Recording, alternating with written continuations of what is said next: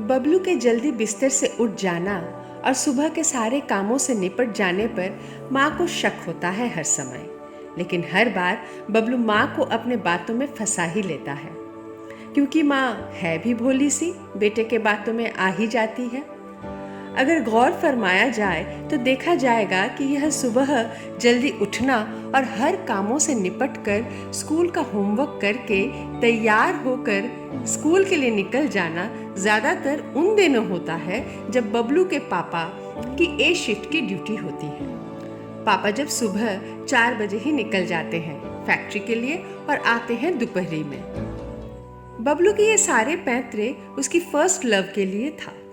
बबलू को जब भी पूछा जाता है समंदर, पहाड़, जंगल, इसमें से क्या पसंद है, तो वो चीजें मानो उसके कानों तक पहुंचती ही ना हो। दीवार के एंग्री मैन अमिताभ बच्चन की तरह कहेगा, माय फर्स्ट लव खेल का मैदान एंड लास्ट लव पूरी आलू पनीर की सब्जी।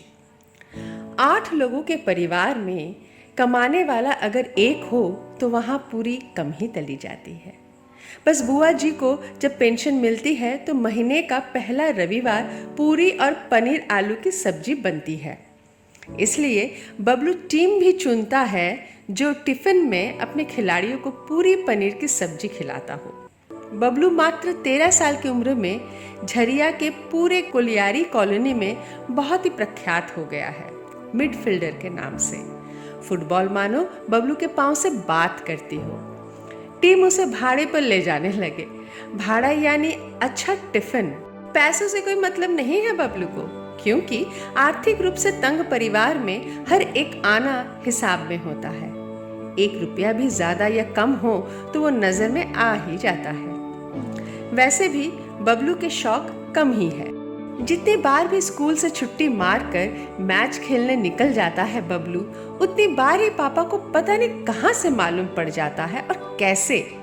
एक बार तो टीम जीत जाने पर सब बबलू को कंधे पर लेकर नाच रहे थे और पापा की बी शिफ्ट की ड्यूटी थी। पापा ड्यूटी पर जा रहे थे। साइकिल को वहीं रास्ते पर छोड़कर दौड़कर मैदान में घुसे जैसे कोच खिलाड़ी की पारी बदल रहा हो। बबलू को तो ऐसा दिखा जैसे कोई शेर कई दिनों से भूखा अपने शिकार की ओर दौड़ रहा है। रात को माँ आंसू बहाते हुए हल्दी नमक की पोटली से बबलू के जख्मों पर सेंकती हुई कहती है, पापा तेरे भलाई के लिए ही पीटे हैं। बबलू को समझ न आया था कि ये कैसी भलाई है।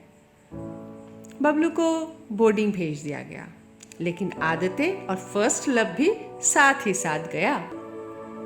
बबलू का school inter school football competition में उसी की वजह से ही चैंपियन बना उस साल।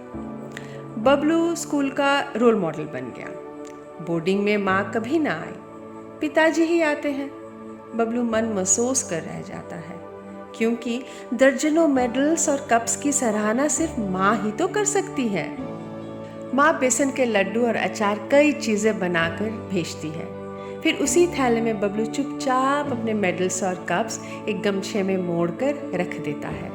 जानता है कि माँ जरूर इन्हें संजो कर रखेंगी। 12वीं तक आते आते मालूम पड़ता है कि बड़े भैया को IIT में दाखिला मिल गया है। बबलू को खुशी से ज्यादा यह चिंता सताने लगी कि पिताजी की उम्मीदें बढ़ गई।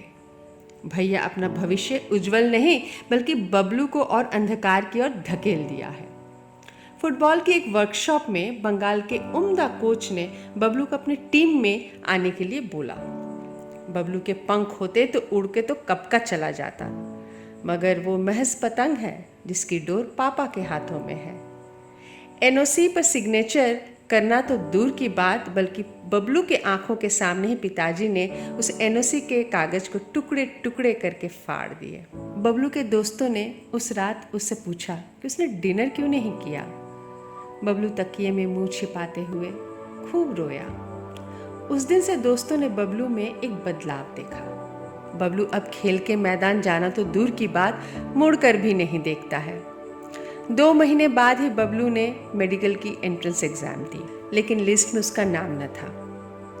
केमिस्ट्री ऑनर्स लेकर पास ही के एक साधारण से कॉलेज में दाखिला ले लिया। वहीं किसी मेस में भी रहने लगा। घर कम ही जाता है। पिताजी के ताने दुगने जो हो गए हैं। 1 वर्ष ऐसे ही बीत गया और एक दिन मेस के ही आसपास के टेलीफोन बूथ से झरिया के कोलियारी कॉलोनी में फ़ोन किया, शर्मा अंकल के घर। पूरे कॉलोनी में बस उन्हीं का तो फ़ोन था। बताया कि अंकल पिताजी को बता दीजिएगा कि मेडिकल में मुझे मिल गया है और अव्वल नंबर कॉलेज में मिला है। उसी शाम कोलियारी के कॉलोनी के हर घर में मिठाई का डब्बा पहुंच जाता है। खुद गर्वित पिताजी ने ही पहुंचाया है, लेकिन बबलू गोल पोस्ट के नीचे बैठा पूरी रात बिता देता है। देखते देखते 5 साल बीत गए।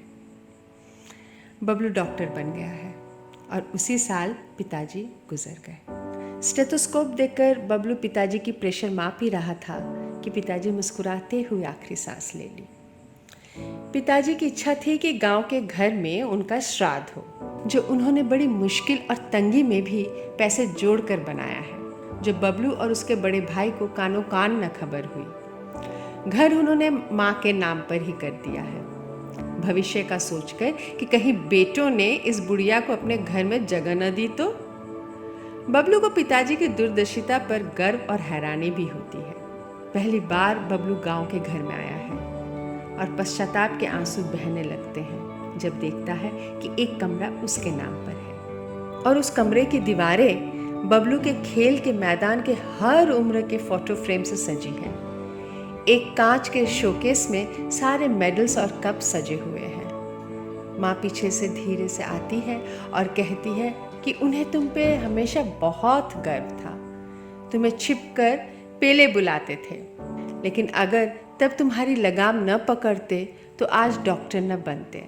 और हमेशा कहते थे कि हमारे भारतवर्ष में खिलाड़ियों का भविष्य अंधकार है और मेरे जैसा गरीब बाप उसे बहुत दूर तक नहीं ले जा पाऊंगा। इसलिए सपना टूटना ज़रूरी है। उसके अंदर खेलने का कीड़ा तो मुझे से तो मिला है, मैं भी स्कूल का चैंपियन था। माँ आंसू पोंछते हुए कमरे से निकल जाती है। बबलू चारपाई के नीचे धुले हुए पुराने स्पाइक्स उठाता है और गोपाल मंदिर के सामने वाले मैदान की ओर चल पड़ता है, जहां गांव के लड़के सुबह ही फुटबॉल प्रैक्टिस में मशगूल है।